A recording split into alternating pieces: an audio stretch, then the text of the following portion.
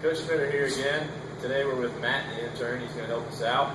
This is going to be the third installment of our Observing Your Athletes in the Warm-Up series. Today we're going to go over a very basic exercise, the push-up. Alright, many people's warm-ups include some variation of a push-up, whether it's regular push-up, push-up plus, something of that nature. This is a great exercise to observe your athletes on and really figure out a few good things about them as we do that, just as we have through this entire series. So what I'm going to do is, as usual, have Matt perform a couple push-ups. We're going to look at what he's doing on these push-ups, and then we're going to talk about it. Alright, Matt, go ahead and give me a couple push-ups, please.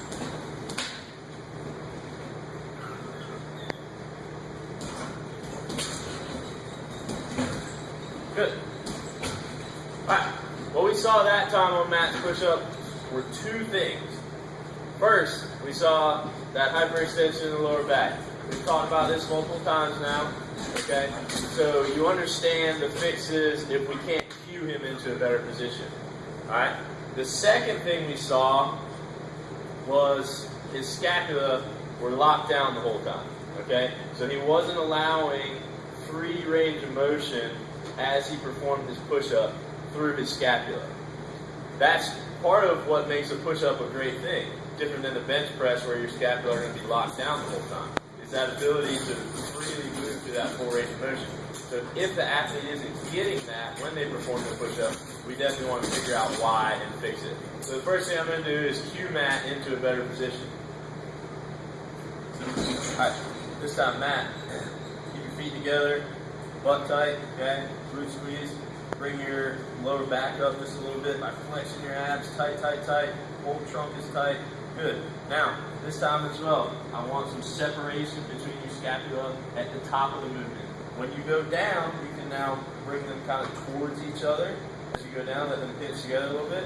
And then when you come up, spread them back apart. Don't lose that tension through your abs. One of my favorite cues as athletes are performing push-ups, especially if they've done some type of plank variation before, is to remind them that a push-up is a plank. Essentially, it's a variation of a plank. Okay? And that usually, again, if they've done planks before, sets that light bulb off. They go, oh, okay. And then they, feet together, butt tight, abs tight, get into a good braced trunk position. Okay? Again, if you cue them through it and they still can't do it properly, you may need some prescription of some plank variations, some more core work, some lower back stuff, reverse hypers, those type of things.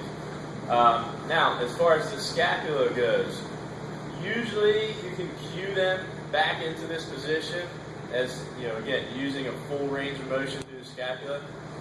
But sometimes you get, some of your thicker, meatier guys, maybe someone who's been lifting for a long time, actually, not necessarily as common in beginners, who are real tight and locked down back there, and we need to do soft tissue work on those areas, some foam rolling, some lacrosse ball, those type of things to really loosen up all the tissue in that area and allow them to get that full range of motion back through the scapula. Okay, so next we're going to have Matt perform a couple more push-ups, and again look and see what is it he's doing wrong, cue him through it, and talk about the fixes.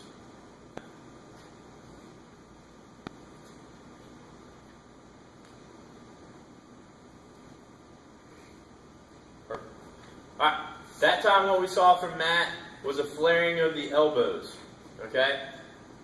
When you see this, cue first, alright?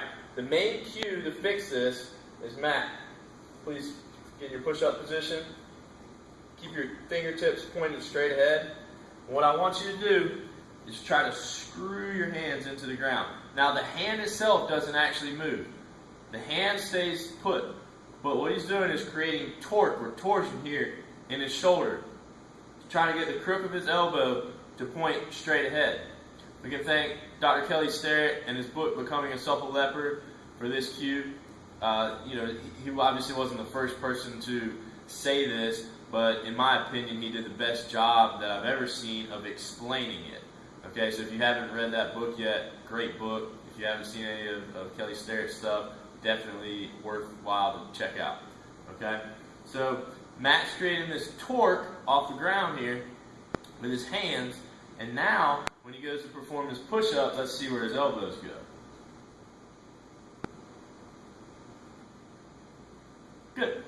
that time the elbows stayed in.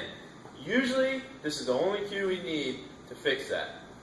Now, again, if the cue doesn't work, you may try a couple other things, but chances are you see the athlete go down, they go all the way down, good technique, go to press, boom, their elbows flare out, okay, as they go to press up. Or you're cueing them and they're listening, doing what they're supposed to, keeping the elbows in a little bit tighter, and they can no longer do a push-up. Usually what we can conclude from that is that they're very chest dominant. All right, if they can sit there and knock out a bunch of push-ups with the elbows out, but they can't do one with proper technique, chances are they're chest dominant. All right, because they've maybe done push-up time, maybe been bench pressing elbows out wide for a long time. So tricep work would be something that we definitely want to try in order to correct this weakness. Now, the next thing that we're going to do, have Matt perform a couple more push-ups and talk about what we see this time.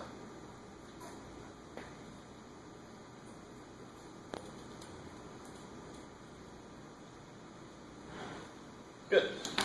All right. This time, if you can see, Matt's hands were turned out.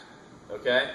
This is an issue because, again, we cannot create that stable shoulder by screwing the hand into the ground if they're already turned out.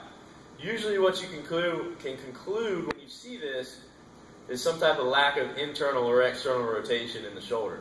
So we can cue Matt again through his external rotation, through his creating that torque into the ground.